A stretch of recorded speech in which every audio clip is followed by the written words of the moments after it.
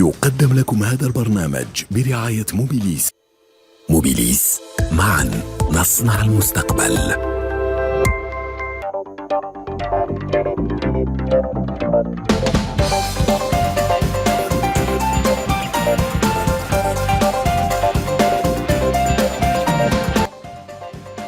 Très chers téléspectateurs, amis fidèles des rendez-vous économiques d'Al24 News, bonsoir et bienvenue au Pro de l'écho pour un numéro spécial ce soir, car il mêlera à la fois le monde de l'économie à celui de la géopolitique. Nous allons tout simplement évoquer la guerre des semi-conducteurs, une guerre souterraine impitoyable que se mènent les grands de la technologie de ce monde, notamment vis-à-vis de la Chine qui subit de plein fouet les restrictions américaines, mais plus récemment européennes contre l'importation, même l'exportation de certains produits relatifs à la technologie des semi-conducteurs, de toutes petites puces qui agitent l'échiquier mondial de l'industrie et de l'économie. Et à chaque semaine, et comme chaque semaine, les pros de l'écho s'emparent du dossier.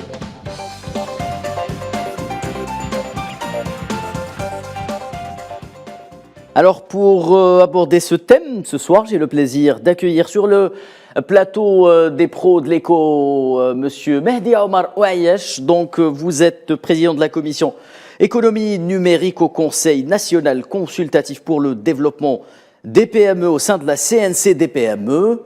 Bonsoir monsieur, bonsoir. Merci d'être avec nous. Merci pour votre invitation.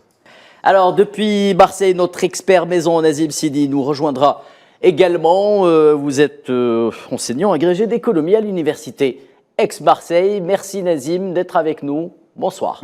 Merci à vous. Bonsoir et toujours un plaisir d'être parmi vous. Et depuis la capitale chinoise, Pékin, nous avons le plaisir d'avoir avec nous également Li Yuan. Vous êtes consultant sur les affaires internationales et directeur général de Viaduc Chine. Bonsoir monsieur, merci d'être avec nous, même si c'est à une heure aussi tardive, je l'imagine, en Chine. Bonjour cher ami. Voilà, donc avant de commencer le débat, je vous propose, mesdames et messieurs, d'abord de plonger dans la nature de cette guerre des semi-conducteurs à travers ce sujet signé de la main de la rédaction des Pros de l'écho. Ah, les semi-conducteurs! Comment de minuscules puces peuvent-elles avoir autant de pouvoir? Un pouvoir duquel peut dépendre la souveraineté technologique des États. On dit d'eux qu'ils sont indispensables à l'industrie dite de pointe. Vous comprendrez alors qu'elles puissent autant phagocyter des industries mondiales comme ce fut le cas en 2022. Le marché des semi-conducteurs est en fait un marché de niche, car ses principaux fabricants peuvent se compter sur les doigts d'une seule main. TSMC, Samsung, UMC, Global Foundries et SMIC détiennent une part de marché mondial d'environ 90% selon TrendForce. L'américain Global Foundries étant le seul fabricant non basé en Asie à figurer parmi les 5 premiers du secteur. Cette configuration amène aujourd'hui les pays leaders en matière d'industrie technologique à se disputer le leadership de ces puces, à commencer par les États-Unis et la Chine qui sont à couteau tiré.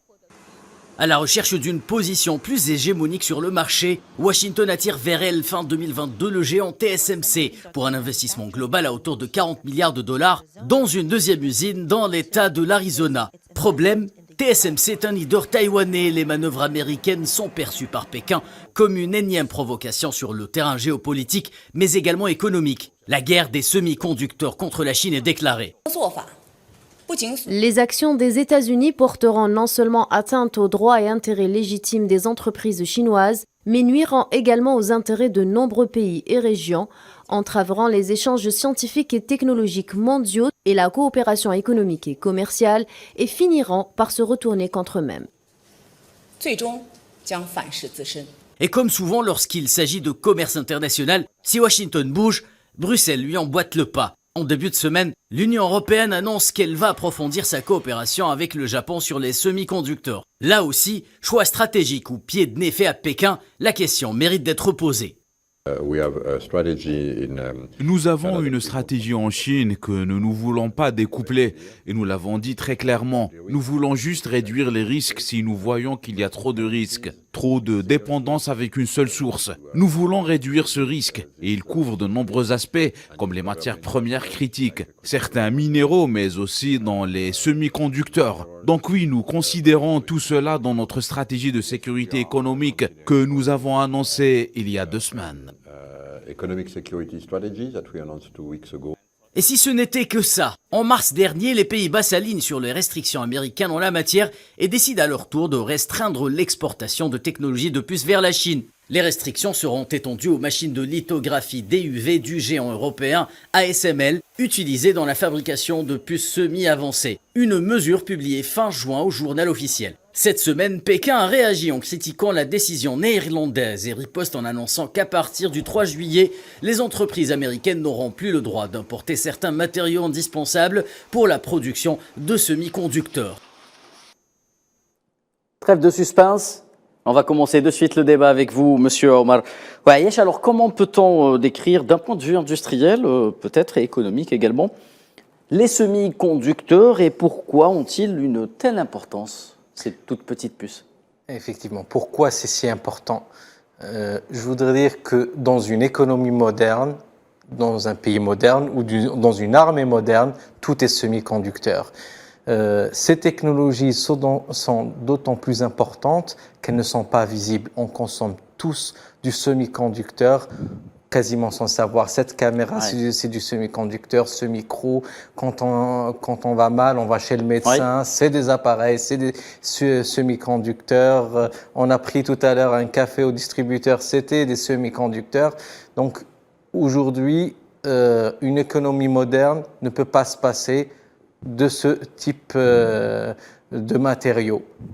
Après, ce qu'il faut aussi distinguer par rapport à cette industrie, c'est les différentes, on va dire, la différente chaîne de valeur de cette industrie.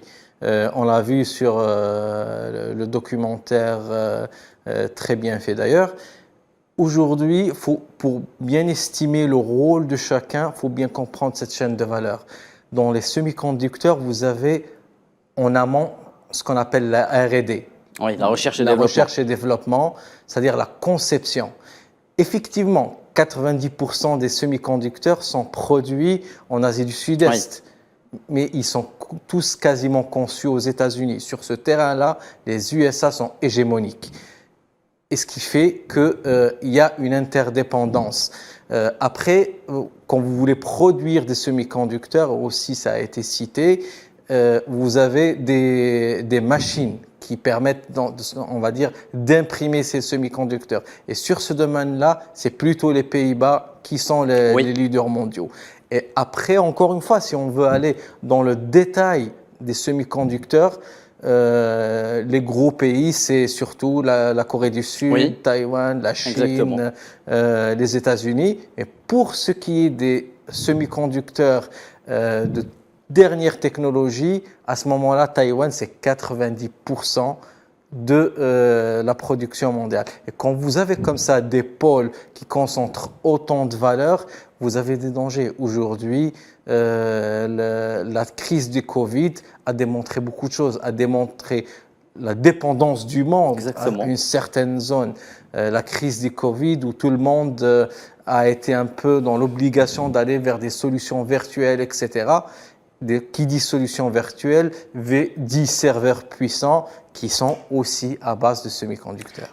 Très bien, merci Monsieur Omar Ouayesh pour cette entrée en matière. Nazim Sini, alors l'on se souvient, cela ne date pas d'une dizaine d'années, mais de quelques années environ, de cette crise justement qui a frappé le secteur de l'industrie mondiale, une crise due à la pénurie tout simplement de semi-conducteurs, une pénurie qui s'est produite un peu du jour au lendemain, avouons-le, et qui a mis en émoi, on peut le dire, tous les industriels du monde. Pratiquement 169 industries se sont retrouvées dos au mur.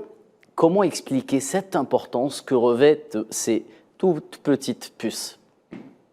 Écoutez, ça a été dit sur le plateau, vous savez, aujourd'hui, tous les produits que nous consommons, les produits électroniques, les smartphones, les jeux vidéo, même les véhicules que nous conduisons, le secteur automobile, consomment des semi-conducteurs qui sont l'élément central pour faire fonctionner tout produit électronique. ou à base d'électronique. Ouais. Et effectivement, vous avez raison, la pandémie a mis en exergue et a démontré l'extrême vulnérabilité de certains secteurs industriels et puis de certains pays qui se sont avérés du coup extrêmement dépendants aux productions de semi-conducteurs asiatiques. Je voudrais juste vous donner quelques chiffres pour vous montrer l'importance de ce secteur qui est névralgique pour l'économie mondiale. Aujourd'hui, les semi-conducteurs représentaient en 2022 près de 550 milliards de dollars de chiffre d'affaires. Donc vous imaginez l'importance que revêt cette petite puce qui effectivement est invisible à l'œil nu Oui. et pour le consommateur. Et surtout, c'est un marché qui est concentré entre, on va dire, 4 ou 5 acteurs mondiaux. Vous les avez cités, TSMC, exactement. Samsung Electronics ou Global Foundry aux Oui, États-Unis. aux États-Unis. Voilà, tout à fait. SMIC aussi en Chine. Et en fait, ces Et acteurs-là... le géant néerlandais, à mon sens, mérite d'être cité, c'est ASML, donc voilà. ASML, exactement, tout à fait. Mais après, ASML est très dépendant des métaux critiques, exactement, qui sont les matières premières dont on a besoin pour fabriquer les... Oui. Tout à fait. Et en fait, si vous voulez, le Covid a été un peu le vecteur qui a démontré la compétition mondiale qui se joue entre les pays, surtout dans un secteur qui nécessite des investissements massifs. Aujourd'hui, si vous voulez avoir une usine de fabrication de semi-conducteurs, c'est un investissement compris entre 5 et 10 milliards de dollars. Oui. Et surtout, si vous voulez être compétitif, il faut tout de suite, dans ce type d'industrie, passer à l'échelle. C'est pour ça que ce n'est pas une industrie qui est donnée, qui est possible pour tous les pays. D'abord, il faut avoir effectivement de la R&D, il faut avoir des compétences extrêmement pointues, il faut avoir également aussi un savoir-faire en matière de main-d'œuvre et également des assiettes foncières abondantes, oui, avec une possibilité d'avoir un accès à des inputs, des matières premières à proximité. Mais aujourd'hui, effectivement, on assiste à une forme de polarisation du monde, surtout dans le domaine du semi-conducteur, entre les États-Unis, où j'allais même englober l'Europe, avec la Chine et les pays d'Asie du Sud-Est. C'est qu'aujourd'hui, il y a une véritable guerre commerciale qui est livrée entre ces deux blocs de pays pour avoir l'ascendant dans le semi-conducteur qui, disons-le clairement, c'est aujourd'hui l'hydrocarbure du XXIe siècle et surtout avec l'intelligence artificielle. Vous savez qu'aujourd'hui, l'intelligence artificielle est devenue une technologie qui s'est généralisée, qui est en train de se standardiser. Je prends l'exemple d'NVIDIA, donc le constructeur de cartes mères américain, qui aujourd'hui a passé une très grosse commande auprès de la plupart des fabricants asiatiques parce qu'il est en train de travailler sur l'intelligence artificielle. Et aujourd'hui, les Américains, au même titre que les Européens, tentent de relocaliser des pans on va en parler, justement. De semi-conducteurs sur leur territoire national. Et vous allez voir que ces prochains mois, voire même ces prochaines années, on va assister à une véritable guerre économique sur fond, évidemment, de tensions politiques et diplomatiques. Justement, Nazim Sini, vous venez de le dire et on l'a dit, on l'a précisé lors de l'introduction de cette émission que ce sujet mêle à la fois l'économie et la géopolitique. Justement, Li Yuan, j'aimerais ne pas prendre de gants pour aborder le prochain thème. Est-ce que la Chine fait aujourd'hui l'objet d'une guerre technologique dans le dossier des semi-conducteurs ? La Chine est aujourd'hui une des rares puissances qui soutiennent le libéralisme dans l'économie. Alors que c'était le cas pour la plupart des pays occidentaux qui soutenaient justement ce libéralisme, ce globalisme. Mais aujourd'hui, ce sont des puissances occidentales qui refusent le libéralisme parce qu'ils le sentent, je dirais, désavantageuses dans la compétition mondiale. Alors la Chine, grâce à son travail, grâce à ses sueurs, avec ses bras dans la pâte, avec ses mains dans la pâte, on a pu donc faire des avancées technologiques dans le 5G, dans la voiture électrique, entre autres, donc qui est extrêmement peureux, qui fait peur aux pays occidentaux. Donc, les Américains, ils mènent une guerre technologique contre la Chine, notamment dans le semi-conducteur, qui interdit en fait l'exportation des machines et des pièces semi-conducteurs, les puces, les processeurs, vers la Chine. Alors, d'un côté, ils pensent à freiner le développement de la Chine. De l'autre côté, ça nuit aux entreprises occidentales qui profite jusqu'à présent le développement du marché chinois, qui est le plus grand marché de semi-conducteurs. Donc aujourd'hui, les Américains interdisent ses propres entreprises et aussi celles de ses alliés à vendre aux Chinois. Donc du coup, ça fait une chute de revenus pour ces entreprises-là. Donc cette guerre-là, elle est non-sens. Elle est non-sens. En plus, ça va aider la Chine qui pense au départ que c'est profitable d'acheter ailleurs au lieu de faire soi-même. Ouais. Ça va prendre du temps, ça va dépenser de l'argent. Maintenant, comme on n'a pas le choix, donc du coup, on est obligé de faire la recherche et le développement dans ce secteur. Du coup, je veux dire, dans quelques années, petit à petit, la Chine va devenir leader dans ce marché, dans ce segment-là, dans ce marché-là, parce que il y a de la capacité de recherche, il y a la capacité de développement, aussi le marché, donc aussi la force financière. Très bien, monsieur Li Wan, pardon, donc Mehdi Omar. Ouais, Yesh, alors, vous le précisiez, hein, donc tout est semi-conducteur actuellement. Un téléphone portable, par exemple, contient environ 160 puces différentes, alors que des voitures électriques hybrides en contiennent jusqu'à 3500. Peut-on affirmer aujourd'hui tout simplement qu'il s'agit de l'arme technologique la plus puissante au monde? Effectivement, effectivement. Encore une fois, quand je revenais sur la partie chaîne de valeur, et ce qui est plus important, c'est d'abord les brevets pour ces semi-conducteurs. Encore une fois, on l'a précisé, si 90% de la production est concentrée à l'Est, 50% de la valeur est concentrée à l'ouest. C'est les États-Unis, etc. Et particulièrement les Pays-Bas pour ce qui est aussi de l'industrie en amont pour l'impression. Donc l'amont de la chaîne de valeur. Exactement. Aujourd'hui, effectivement, c'est une arme. Je pense que pour l'administration Biden, ils ont vu en gros de gros dangers arriver. On va dire, quand on est habitué à être le premier, à être le seul, voir un peu que la Chine vient nous souffler dans le cou, peut-être c'est quelque chose qui fait peur et on essaie de freiner. Aussi, la grande dépendance des États-Unis par rapport particulièrement à Taïwan, qui a aussi revendiqué par la Chine, fait qu'on veut tout faire pour diminuer en quelque sorte l'indépendance de la Chine par rapport à cette technologie.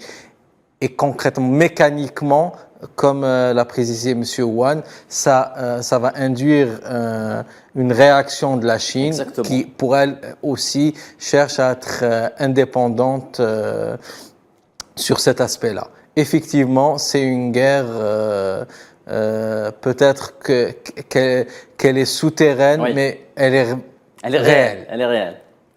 Très bien, Nazim Sini, justement, parlons un peu du continent européen qui se retrouve peut-être malgré lui au milieu de cette bataille que se mènent les deux pôles méga industriels que sont la Chine et les États-Unis. Alors, cette Europe, elle est au cœur, justement, elle est tiraillée entre un monopole chinois qu'elle subit, malgré elle, et une pression américaine qui devient peut-être un peu insupportable pour les entreprises européennes. Et l'industrie et les entreprises dans tout cela, voilà ce que j'ai envie de vous demander.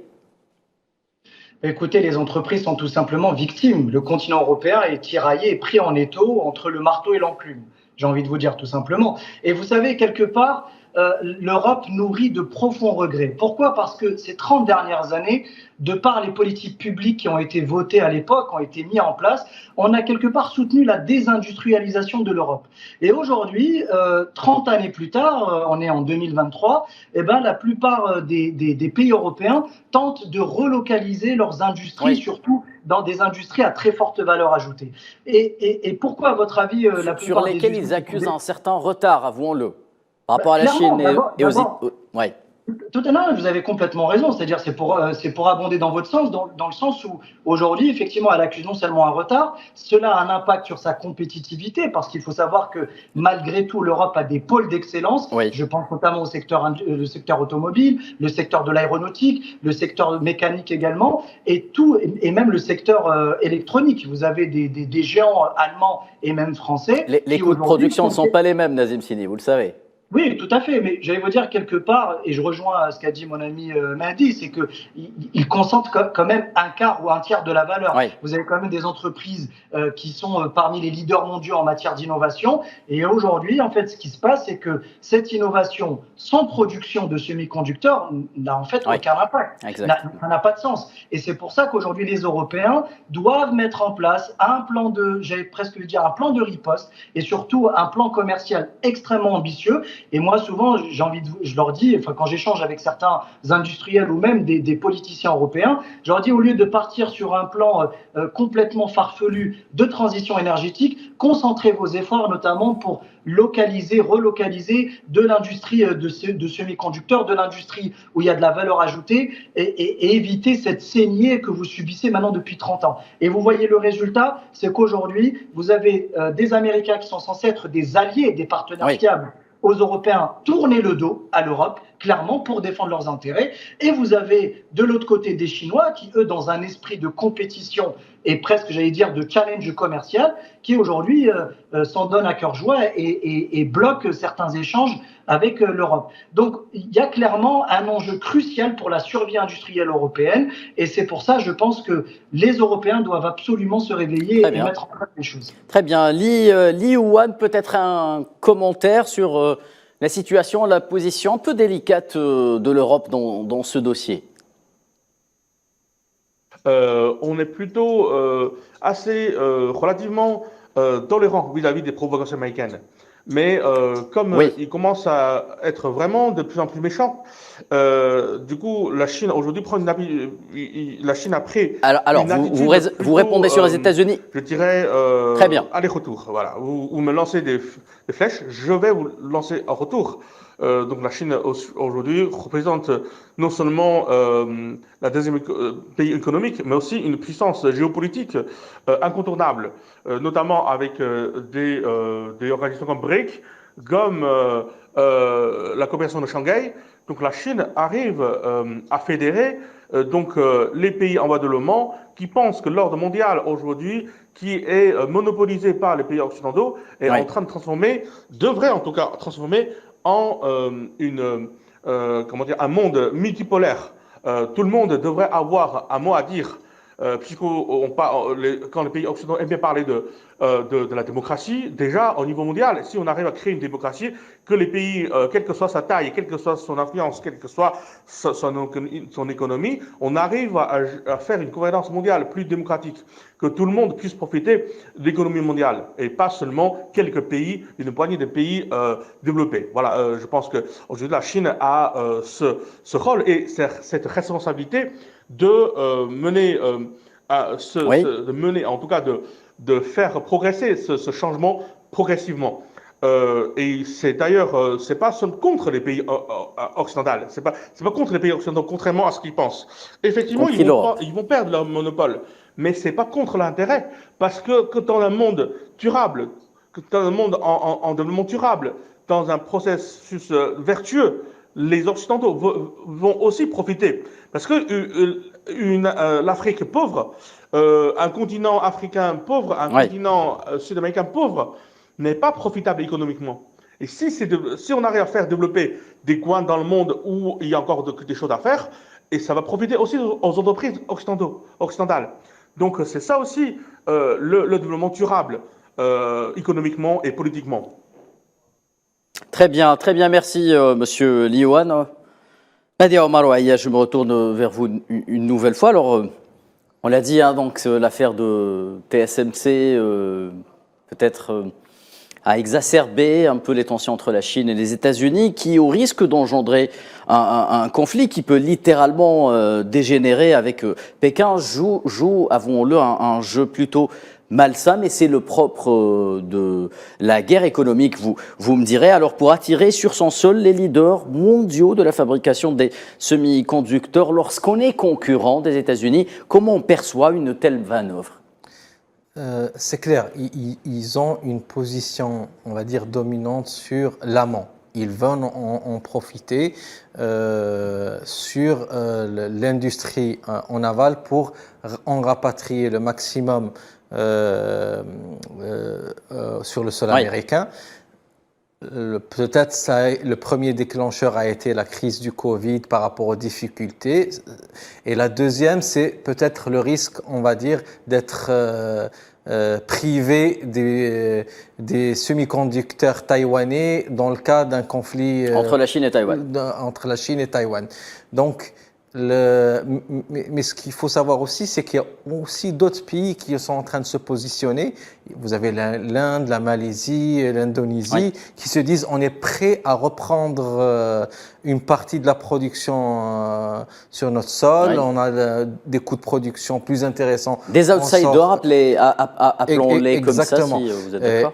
Et dans la chaîne, on a parlé, on va dire, des innovateurs, des producteurs, etc. Mais il y a aussi ceux qui financent. Aujourd'hui, vous avez aussi les pays du Golfe qui se positionnent sur certaines usines en Inde, comme on l'a dit, en Malaisie, en Indonésie. Donc, c'est une certaine redistribution des cartes. Mais par contre, une guerre, ça a un coût.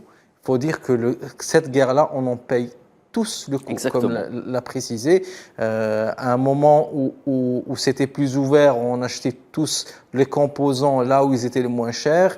On va avoir un peu des marchés un peu morcelés avec des coûts de semi-conducteurs plus importants. Et si les semi-conducteurs sont plus chers, tout est plus cher automatiquement. Très bien, Nazim Sini, je vous retourne un peu la même question. Les leaders mondiaux de la fabrication et la production de semi-conducteurs qui migrent vers les États-Unis, qu'est-ce que ça vous inspire, le cas échéant, bien entendu? Oui, tout à fait. Clairement, ça démontre, en fait, si vous voulez, on va dire la tension croissante qui existe entre les pays tels que les États-Unis et la Chine. Je vous ai dit, toujours sur fond de tensions politiques et diplomatiques. Et encore une fois, je rejoins ce qui a été dit, dans le sens où, au final, la victime, ça va être le consommateur, les consommateurs que nous sommes. Et j'allais aussi vous rajouter une petite information. Récemment est paru dans la presse, parce que vous savez, il y a les guerres que se livrent les pays, mais il y a aussi les guerres que se livrent les fabricants entre eux. Et actuellement, TSMC et Samsung Electronics se livrent une véritable bataille d'innovation pour aller sur du semi-conducteur de 2 nanomètres. Donc, c'est-à-dire plus petit encore que ce qui est fabriqué actuellement, avec des semi-conducteurs plus performants, moins énergivores, etc. Toujours dans un souci de miniaturisation croissante. Et là, les États-Unis veulent absolument se positionner parce que je vous ai dit, effectivement, l'époque moderne que nous vivons, nous utilisons pratiquement 90% de nos produits sont à base de semi-conducteurs. Aujourd'hui, l'homme moderne, dans une civilisation moderne, utilise des produits électroniques à base de semi-conducteurs. Aujourd'hui, si vous voulez arrêter véritablement l'économie d'un pays, au lieu de bloquer le pétrole ou le gaz, vous pouvez bloquer les semi-conducteurs. Et les États-Unis l'ont compris déjà depuis plusieurs années. La seule chose, c'est que les différentes administrations qui s'étaient succédées à l'époque n'avaient pas anticipé les tensions croissantes avec la Chine et notamment par rapport à Taïwan. Et aujourd'hui, ce phénomène-là, j'allais dire presque de dumping et de protectionnisme exacerbé, il a pris forme avec l'administration Trump.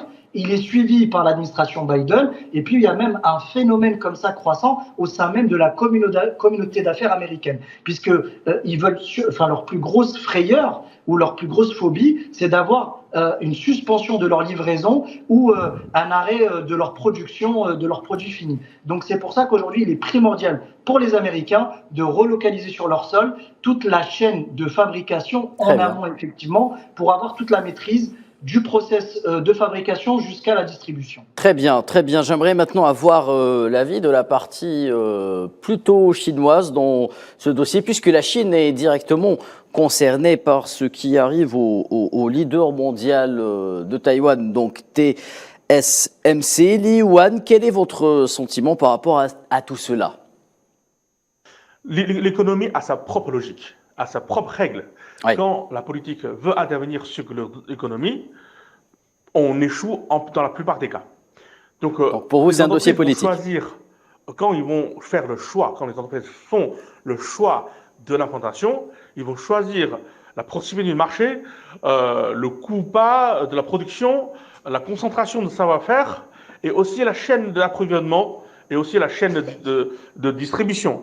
Donc l'ensemble de ces éléments rentrent dans le calcul d'une entreprise pour prendre décision de son implantation. Aujourd'hui, le gouvernement américain dit « Moi, je décide que vous venez chez moi de façon forcée ». Ça ne va pas marcher. Les leaders de cette entreprise de semi-conducteurs taïwanais pensent que c'est un échec, pensent qu'ils vont rater le deal. En fait, les Américains demandent à ces entreprises de donner tous les données de l'entreprise, financières, technologiques, à l'État américain.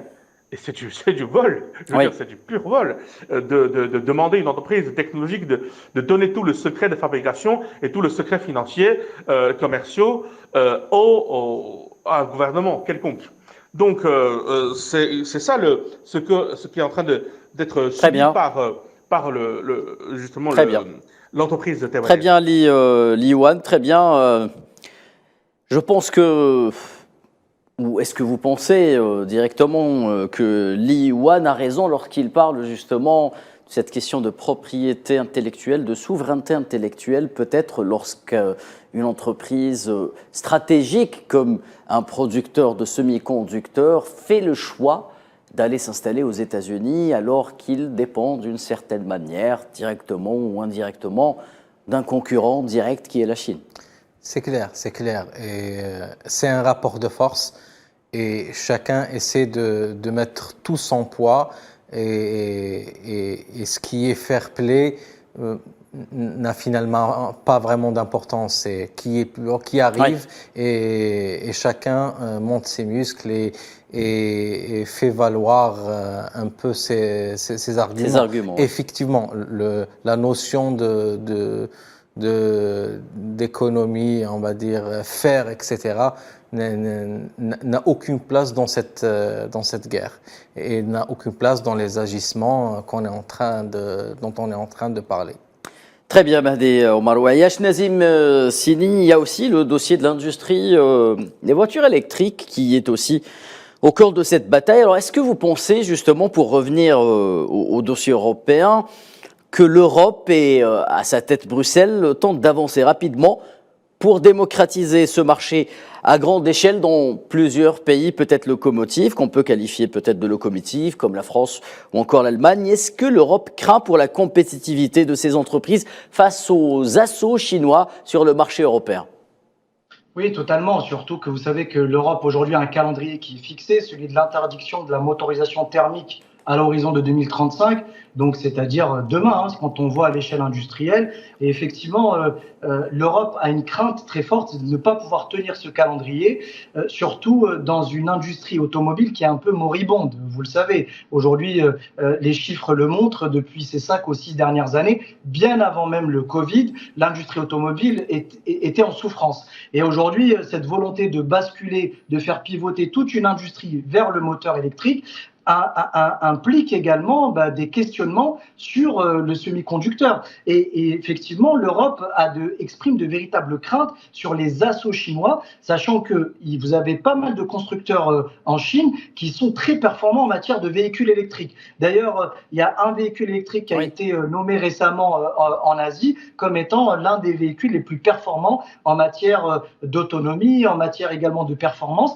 Et ça inquiète véritablement l'Europe, parce qu'aujourd'hui, elle se dit clairement, si sur un de mes secteurs névralgiques, je suis attaqué par une puissance telle que la Chine, que me reste-t-il? C'est clairement la question qui est en train d'être posée au sein même des institutions européennes, Parlement et Commission également. Donc c'est pour ça que l'Europe tente par tous les moyens, d'abord des moyens réglementaires à travers des directives, pour limiter, voire même interdire l'entrée de la Chine sur le sol européen. Mais j'allais vous dire, aujourd'hui c'est un jeu de dupes, parce que effectivement la Chine, au même titre que l'Europe, sont interdépendants. Je tiens à rappeler, et ça a été dit, que les machines qui permettent de imprimer les semi-conducteurs sont fabriquées par les Pays-Bas, mais aussi par des industriels suisses et également allemand.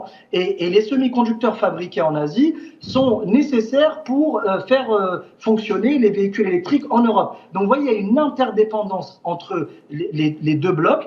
Mais aujourd'hui, effectivement, je vous ai dit encore une fois, je le répète, c'est la principale victime, c'est le consommateur et le consommateur européen. Donc il est fondamental pour les Européens, si à minima il n'y a pas d'accord avec les Chinois, c'est de recréer une industrie du semi-conducteur sur le sol européen, puisqu'ils ont le savoir-faire. Maintenant, c'est qu'une question de compétitivité, surtout de coût horaire, j'allais vous dire.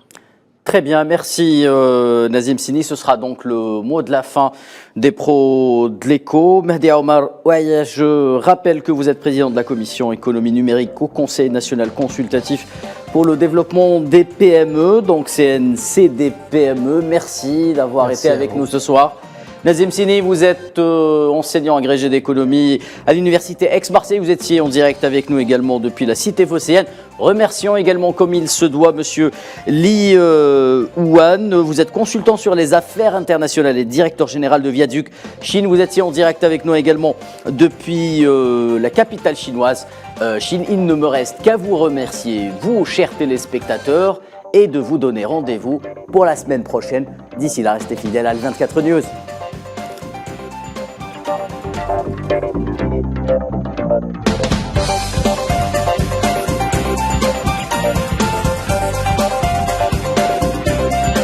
قدم لكم هذا البرنامج برعاية موبيليس. موبيليس، معا نصنع المستقبل.